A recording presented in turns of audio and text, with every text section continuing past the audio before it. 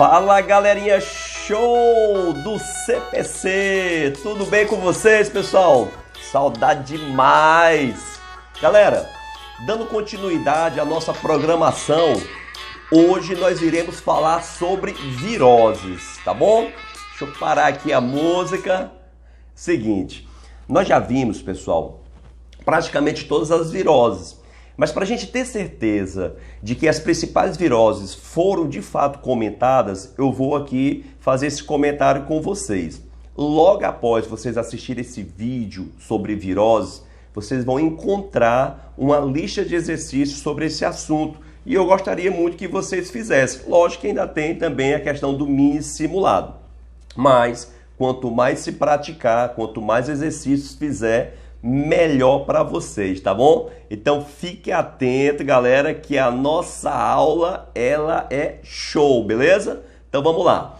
Primeira coisa, pessoal, para falar de virose, vamos falar daquelas mais importantes. Quais são as viroses mais importantes? Gripe, as arboviroses, no caso a dengue e a febre amarela, e a gente fala também sobre a AIDS. Então essas aí são as principais viroses, ok?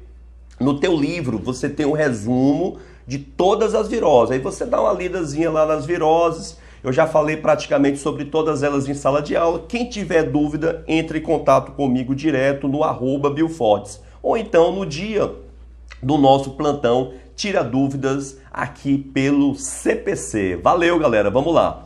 A primeira coisa aqui, pessoal, é falar sobre o HIV, que foi questão do Enem o ano passado. Quando a gente fala de HIV, é o vírus da imunodeficiência adquirida, tá bom? Aqui você tem, pessoal, o vírus da AIDS. Ele é um vírus, primeiro, de RNA. Aqui ele tem 2 moléculas de RNA.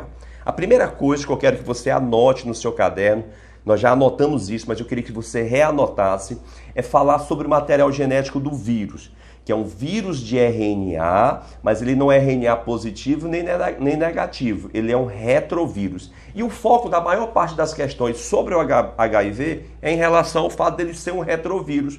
Mas, professor, e o que é um retrovírus? Eu vou aqui colocar para vocês, ampliar para olhar nos seus olhos.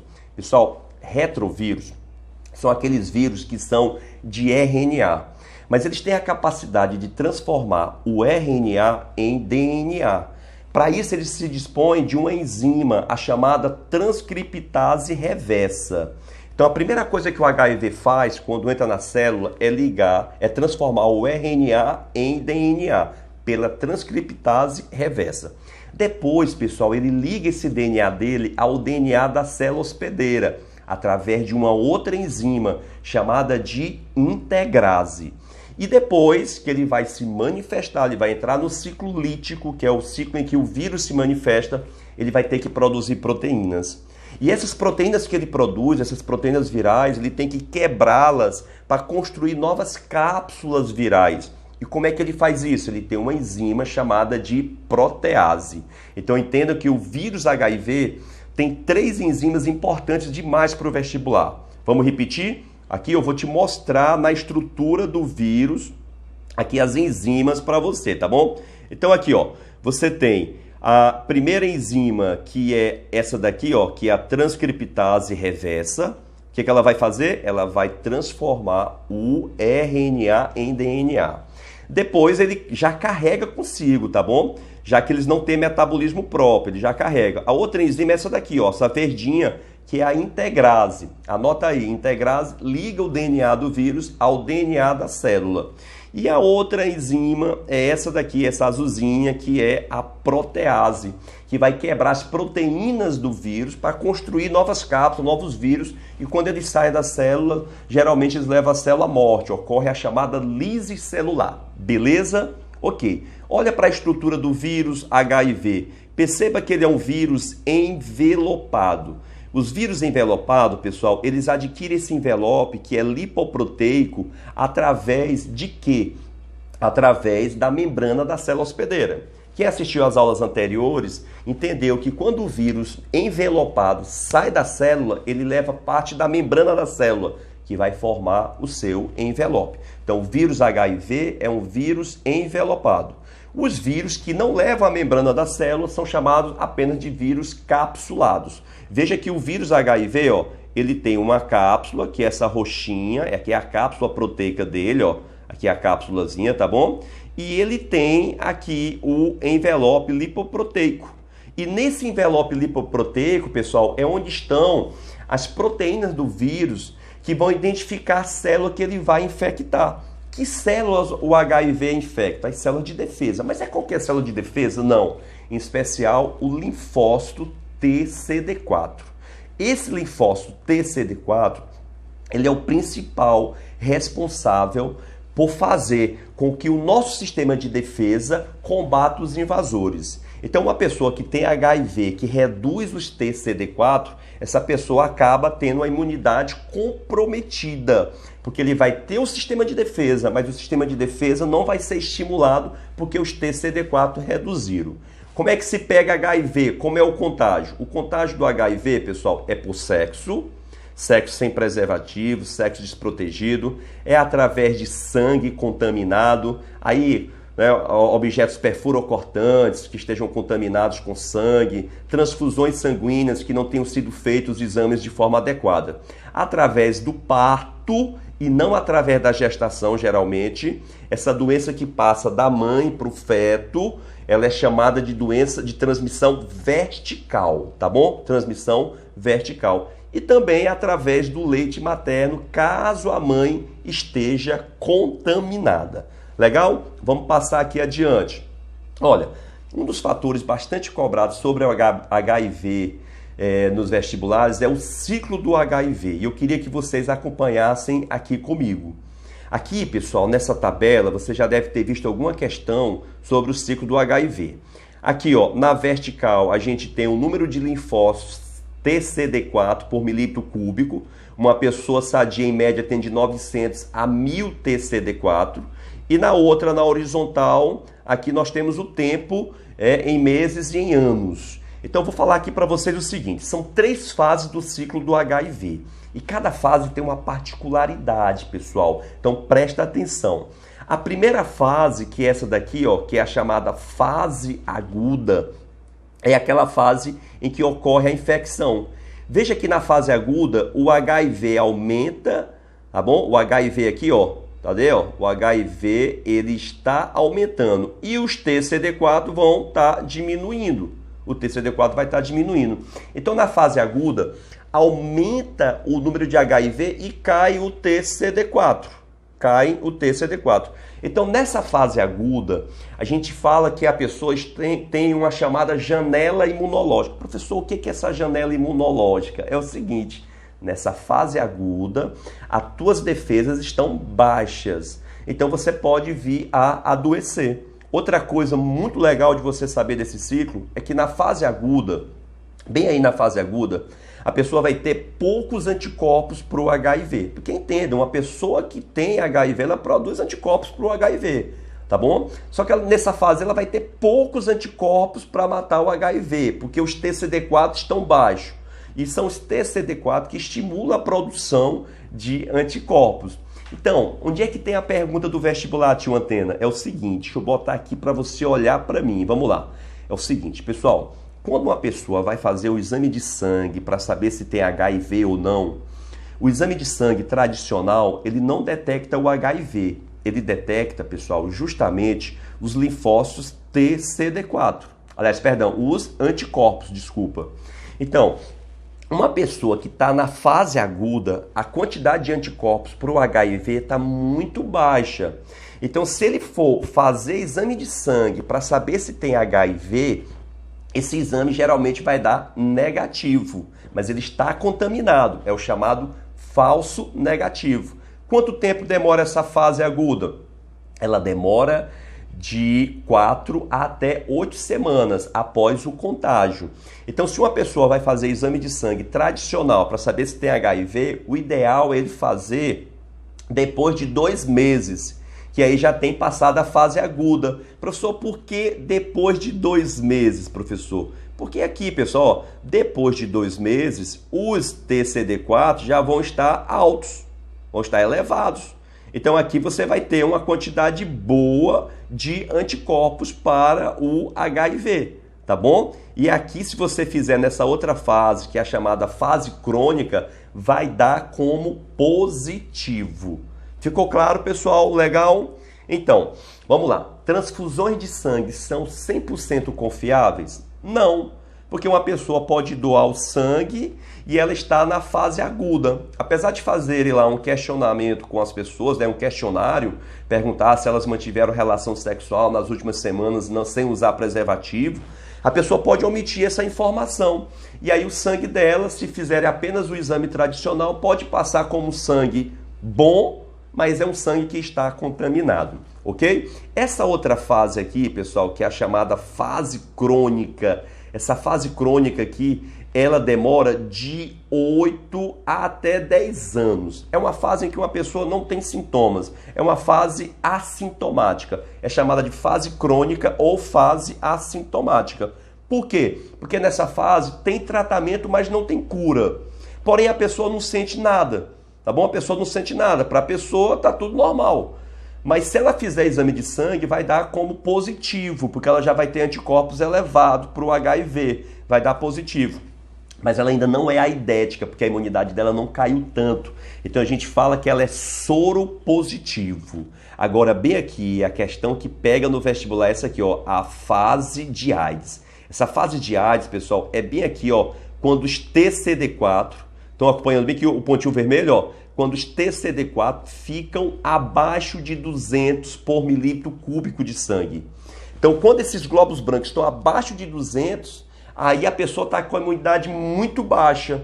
Nesse caso, ele adoece facilmente. Uma simples gripe pode levá-lo até a morte. Então, ele vai ficar magro, né? Vai ficar com tuberculose e várias outras doenças oportunistas. É por isso que se diz que uma pessoa não morre do HIV, pelo HIV, pela AIDS. A pessoa morre de outras doenças porque a imunidade da pessoa está muito, muito, muito baixa mesmo. Tudo bem, pessoal? Legal? Então, fase de AIDS é somente quando os linfócitos TCD4 ficam abaixo de 200 por milímetro cúbico de sangue. Professor, e o que eu faço para não pegar HIV? Você vai usar preservativo. Mas, professor, mas usar preservativo não é legal, professor. Eu não gosto de usar preservativos. Você pode também, pessoal, adotar um método, principalmente aquelas pessoas com fatores de risco. São as pessoas que trabalham na noite, vocês entenderam aí o que é trabalhar na noite, né? Então as pessoas que trabalham na noite, pessoas que são mais vulneráveis, tá bem? Então essas pessoas, elas podem utilizar do PrEP e do PEP. Professor, o que é o PrEP e o que é o PEP? Esse comprimidozinho aqui, ó, que é o PrEP, ele corresponde à proteção, à prevenção, pré-exposição e pós-exposição. Então esse PrEP é uma droga que você toma antes de ter contato com HIV. E esse PEP é uma droga que é o pós-exposição, é uma droga que você toma após o uso, né, após o contágio com HIV, após a relação suspeita. Vou contar a história para vocês. É assim, se uma pessoa manteve relação sexual hoje e ela pegou HIV, o HIV ele vai passar em média 48 horas se multiplicando nas células da barriga, nas células do mesentério, até que depois ele se espalha e se esconde pelo corpo. Então depois dessas 48 horas que ele se esconde pelo nosso organismo, aí não tem mais cura, pessoal. Aí não tem mais cura. Porém, se a pessoa pegou HIV hoje e até 48 horas depois ele tomar esse PEP, que é o pós-exposição, se tomar aqui, ó, esse PEP aqui, ele consegue eliminar o HIV totalmente do corpo, entendeu? E se você vai manter uma relação sexual, não sabe se vai usar preservativo ou não, não sabe se a pessoa está contaminada ou não, se expôs, você vai tomar antes da relação sexual, que é o PrEP. Agora que fique bem claro, eu vou olhar aqui para você, olha só, que fique bem claro. Galera, preste atenção.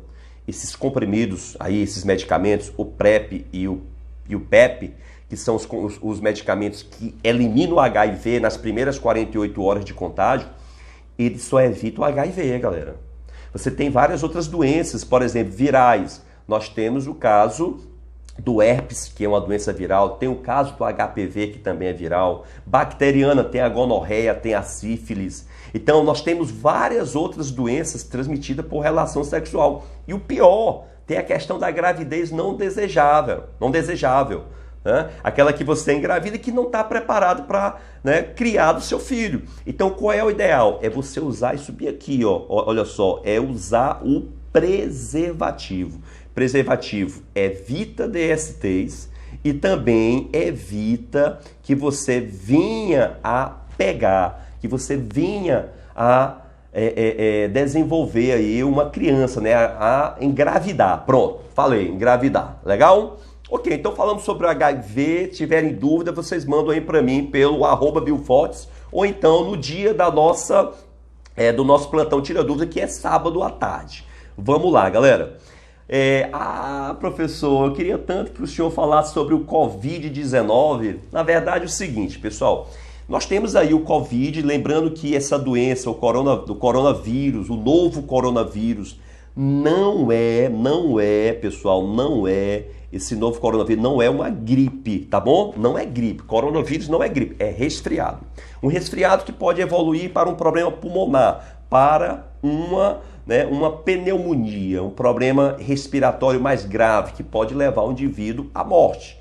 Né? Nós estamos aí em período de quarentena, todo mundo temeroso do que diz respeito aí com esse coronavírus. O que vai acontecer com a gente, né? Então, é o seguinte, pessoal, coronavírus é o nome da família dos vírus que causam resfriados. Existem outras famílias de vírus que causam resfriado. Uma delas são os coronavírus, que corresponde a cerca de 30% dos resfriados, tá bom? Então, o nome da doença não é coronavírus. Coronavírus é a família. O nome da doença é Covid-19. Então, é o resfriado Covid-19. Isso é o nome da doença, legal? Que não é uma gripe. A Covid-19. Pessoas que morreram pela Covid-19.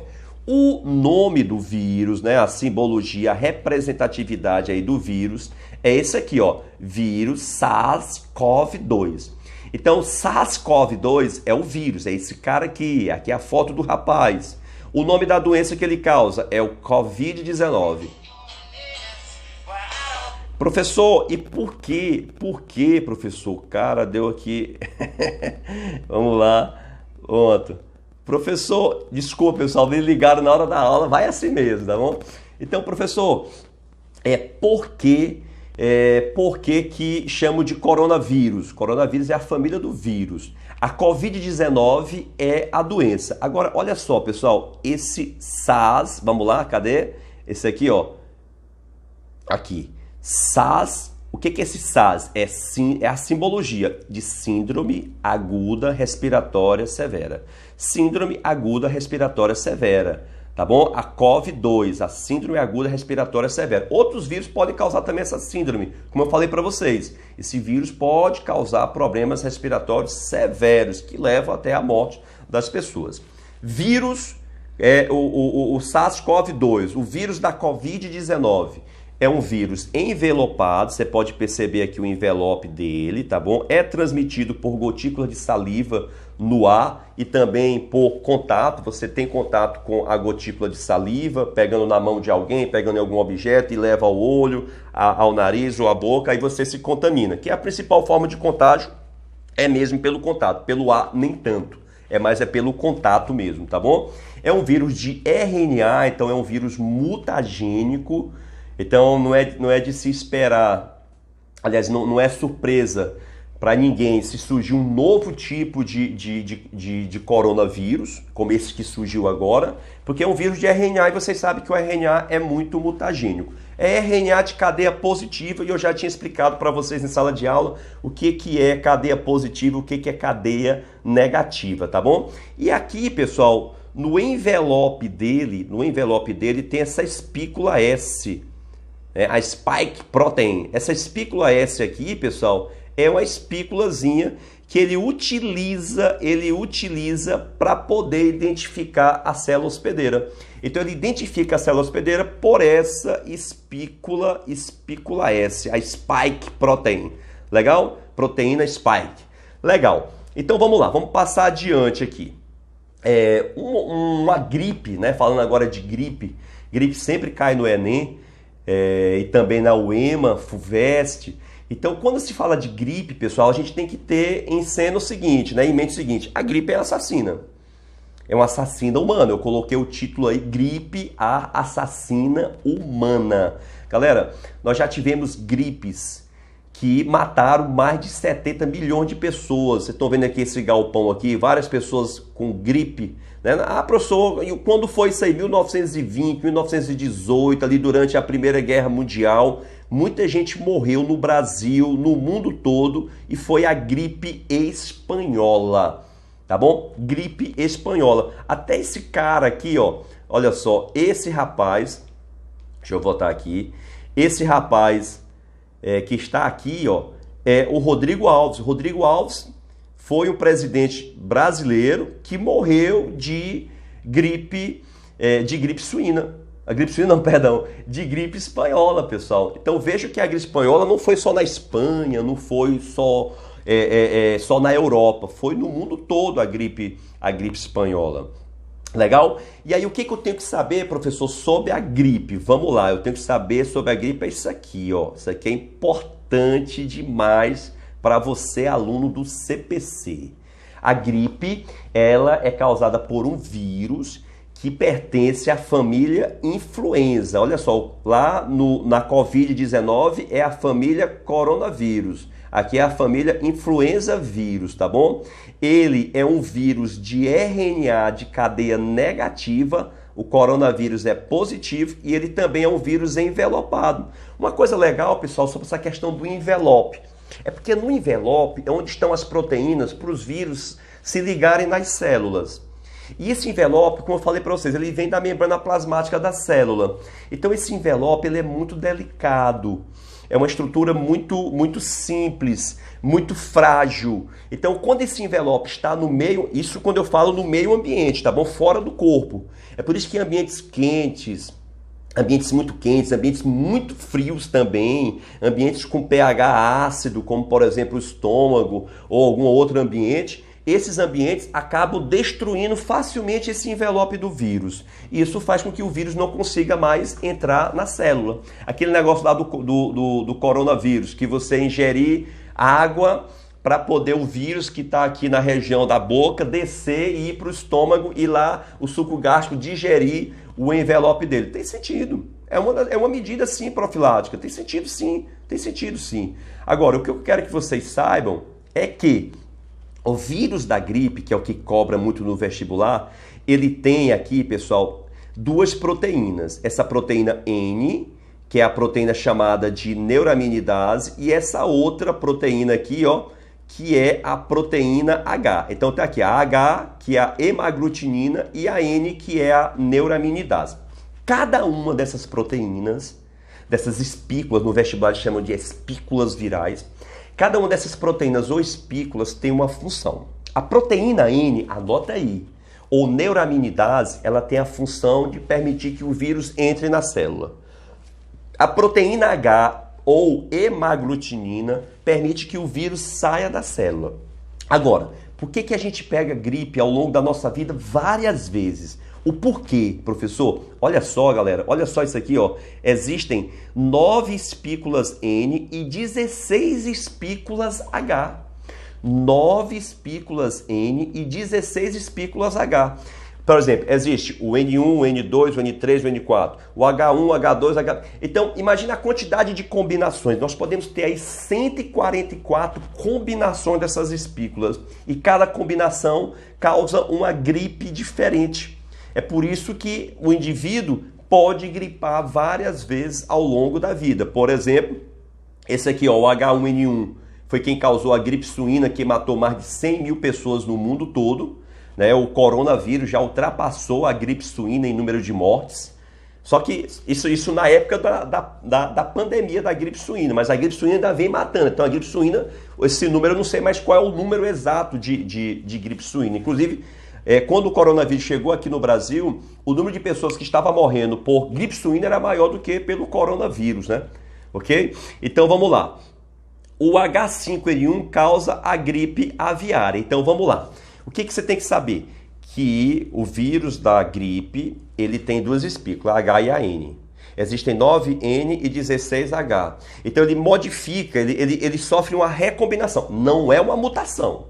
Por favor, aluno CPC não vai dizer que foi mutação. Por que não é mutação? Porque quando é mutação, pessoal, promove novas espículas diferentes. Então ele faz uma recombinação do material genético e modifica a combinação dessas espículas, tá bom? Então, através de uma recombinação e não de uma mutação, ele produz novas combinações dessas espículas, produzindo assim variedades de vírus diferentes que vão infectar a população, ok? Legal demais. Agora vamos falar da febre amarela. Febre amarela, deixa eu tapar bem aqui essa imagem, eu quero mostrar daqui a pouco para vocês.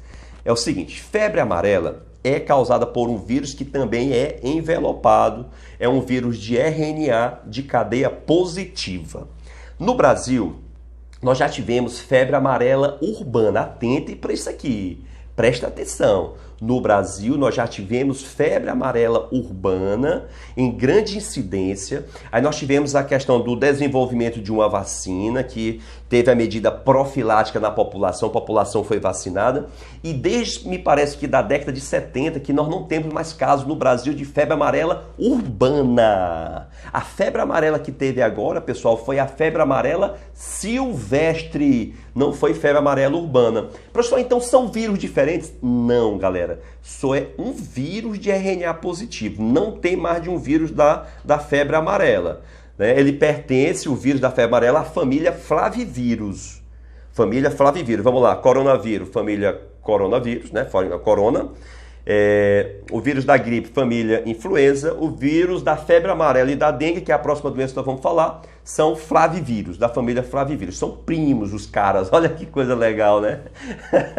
Ele também é um vírus envelopado, então ele também tem aquela membrana que deriva da membrana plasmática da célula e que ali possui as suas espículas para identificar a célula. Então nós só temos um tipo de vírus da febre amarela que pode causar febre amarela urbana e a silvestre.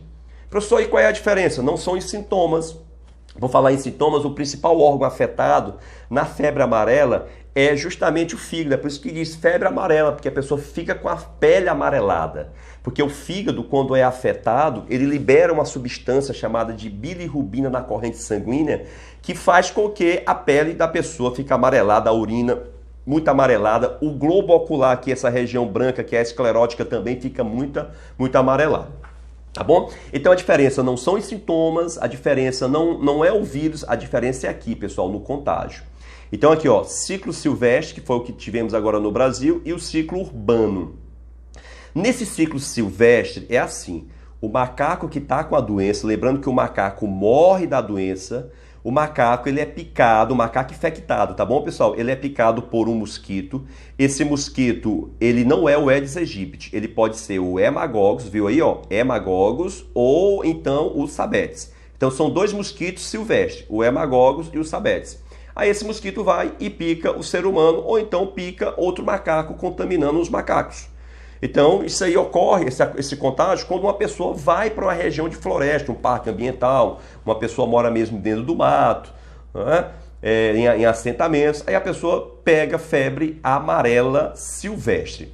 Já na febre amarela urbana, pessoal, é aqui, ó. É aqui, presta atenção. Esse homem está contaminado, aí ele é picado pelo mosquito. Qual é o mosquito urbano? É o Aedes aegypti. Aí esse mosquito aqui contaminado, ele passa e pica outro homem saudável, transmitindo o vírus. No Brasil, nós não tivemos ainda a transmissão do vírus nas cidades. A transmissão dos vírus foram em parques e em região de floresta. Por isso que no Brasil, até o momento, nós não tivemos o ressurgimento. Olha o termo aí, doenças ressurgentes, são aquelas que reaparecem. Não tivemos o ressurgimento da febre amarela urbana, só da febre amarela silvestre. Tem vacina para febre amarela? Tem vacina. Tem vacina para gripe, que eu falei agora há pouco? Tem. E você tem que tomar a vacina da gripe todos os anos. Da febre amarela a cada 10 anos da febre amarela. Agora, da gripe é todo ano, porque todo ano surgem novas variedades do vírus da gripe. Tá bom? Aquelas espículas, aquelas combinações, todos os anos mudam, elas se recombinam. Agora, olha que coisa muito legal aqui, pessoal. As pessoas estavam matando os macacos. Galera, por que matando os macacos? porque achando que os macacos fossem transmitir a febre amarela para elas. Se o macaco me morder, pessoal, ele passa para mim, lógico, se ele estiver contaminado, ele passa para mim justamente que doença? A raiva, que também é uma virose, raiva ou hidrofobia. Agora, eu não posso matar os macacos, por quê? Os dois motivos são dois. Primeiro, ele também morre de febre amarela, ele é uma vítima. E segundo, pessoal, que os macacos, esse cara bem aí, ó, ele é um sentinela da febre amarela. Por exemplo, você mora numa região de floresta e de repente você chega lá e os macacos estão felizes, pulando de galho em galho. Então ali não está tendo caso de febre amarela. Agora, você mora numa região de floresta e os macacos começam a morrer sem nenhum motivo aparente. O que está acontecendo? Estão contaminados pelo vírus da febre amarela. E aí você faz o quê? Vai embora ou então você se vacina, tá bom? Para se proteger. Então, macacos são sentinelas da febre amarela. Legal. Então, vamos lá, pessoal. Vamos falar agora, galera, sobre a doença que é o xodózinho dos vestibulares, em especial do Enem, que é a dengue. Dengue é uma arbovirose. A febre amarela também é uma arbovirose. Mas, tio Antena, o que é uma arbovirose? É aquela doença viral que é transmitida por artrópodes, em especial os insetos. Por exemplo, quando se fala de malária. Malária é transmitida por um mosquito, o mosquito prego, mas a malária ela não é, repito, a malária ela não é uma arbovirose, porque ela é causada por um protozoário. Quem são as arboviroses no Brasil, professor? Eu tenho a dengue, a febre amarela e aquelas que vieram da África, a zika e a chikungunya. Associe sempre zika, chikungunya, febre amarela e a dengue com um único vetor, que é o Aedes aegypti. O Aedes aegypti, que é esse carinha aqui, ó, ele transmite todas essas viroses aí. Também associe a zika com dores muito fortes nas articulações, porque a zika e a chikungunya, a pessoa sente febre, dor no corpo, manchas avermelhadas pela pele. Mas vai associar para os vestibulares a zika como dores muito fortes nas articulações, principalmente das mãos e dos tornozelos. Então, se falar articulações, se associa com zika, beleza? E se falar microcefalia, você vai associar com zika. As mulheres que insistiram em engravidar no período que estava tendo grandes casos de zika, e elas pegaram zika, o vírus foi passado para o feto, é a chamada transmissão vertical, que nós falamos agora há pouco. E muitas crianças nasceram com microcefalia. Quando você nasce com uma doença que desenvolve essa doença na gestação, a gente chama de doença congênita, pessoal. Infelizmente isso aconteceu, muitas crianças chegaram até a morrer, porque esse vírus da zika, que é um vírus diferente lá do vírus da África, ele sofreu uma mutação, ele é capaz de causar a destruição dos neurônios. Ele tem tropismo, ele tem afinidade, crescimento pelos neurônios, ele mata os neurônios. Então vamos falar do vírus da dengue. O vírus da dengue é um flavivírus, como eu já havia falado, é um vírus de RNA de cadeia positiva, tá bom? Veja que lá na gripe, quando eu falei da gripe, a gripe é de cadeia negativa, a dengue é de cadeia positiva. É um vírus também envelopado, você já sabe tudo sobre envelope, e existem 4 tipos de vírus da dengue. Nós temos o dengue, deixa eu voltar aqui, nós temos o, pronto, opa, rapaz, o que é isso, Antenor? Vamos lá. Nós temos o dengue 1, o dengue 2, o 3 e o dengue 4. Professor, se eu pegar o dengue 1, eu ainda vou desenvolver dengue novamente pelo dengue 1? Geralmente não, mas existem umas particularidades, mas geralmente não. Então, geralmente, para o vestibular, que é o que a gente está direcionando, uma pessoa, teoricamente, poderia pegar dengue 4 vezes, porque ao pegar o vírus da dengue 1, ele desenvolveria imunidade, ou seja, células de memória para aquele e anticorpos para aquele vírus, tá bom? Para aquele tipo de vírus. Ok, então vamos lá. Esse vírus da dengue, pessoal, ele tem afinidade, ele tem tropismo, ele se desenvolve no endotélio. Professor, o que é o endotélio? É o tecido que reveste os vasos sanguíneos e linfáticos. Então, literalmente, pessoal, ele vai furar os vasos sanguíneos e linfáticos. Quem é que tapa o buraco do vaso? As plaquetas. Então, uma pessoa que tenha dengue vai reduzir o número de plaquetas. Ficou claro isso?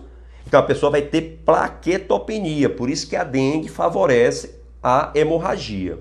Não só a dengue, mas também a febre amarela, a zika e a chikungunya também reduzem o número de plaquetas do sangue, porque causam lesões nos vasos sanguíneos. Então o vetor da dengue é esse mosquito aqui, que é o mosquito Aedes aegypti. Agora, olha o termo que eu utilizei, pessoal, vetor. Por favor, aluno CPC, aluna CPC, não vão dizer assim, o mosquito causador da dengue. Eu vou evitar água parada para reduzir o número de mosquitos causadores da dengue. Eu vou usar inseticida para reduzir o número de mosquitos causadores da dengue. Pessoal, o mosquito ele não é causador da dengue. Ele é vetor, ele é transmissor. Quem é o causador da dengue, pessoal? É o vírus. Legal? Muito bom. E aí, finalizando aqui sobre dengue, nós já vimos essa parte bem aqui. Aí, olha só, esse finalzinho aqui, ó. O vírus causa lesões no endotélio, que é o revestimento dos vasos, e reduz o número de plaquetas. Aí eu quero finalizar com uma dica para você. Você já viram aquelas propagandas de remédios antigripais, que no final aparece assim, esse medicamento é contra a dengue. Ou seja, falando devagar, esse medicamento é contraindicado em casos de suspeitas de dengue. Por que, professor? Por que, tio? Porque os medicamentos para a gripe, a aspirina para a dor de cabeça, esses medicamentos eles têm esse ácido aqui, ó, o ácido acetil salicílico. Veja, quem está com dengue, o número de plaquetas está baixo. Quem está com zika, chikungunya, também está baixo o número de plaquetas. O que vai acontecer?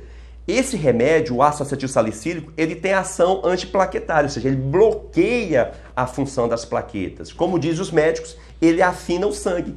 Então imagina uma pessoa que já está com o número de plaquetas baixos, os vasos todos perfurados, e toma um medicamento que vai reduzir o número de plaquetas, vai bloquear, a ação das plaquetas, essa pessoa poderá vir a desenvolver dengue hemorrágica e até morrer. Medidas profiláticas para dengue: reduzir água parada, porque é na água parada exposta, é lógico, que o mosquito se reproduz. Esses mosquitos eles colocam o ovo na água, que dá origem a uma larva, que dá origem a uma pupa, e essa pupa depois dá origem a um mosquito adulto. Uso de inseticidas. Outra medida muito legal para dengue é a vacinação, tá bom? Ou seja, para dengue, pessoal, existe vacina para dengue.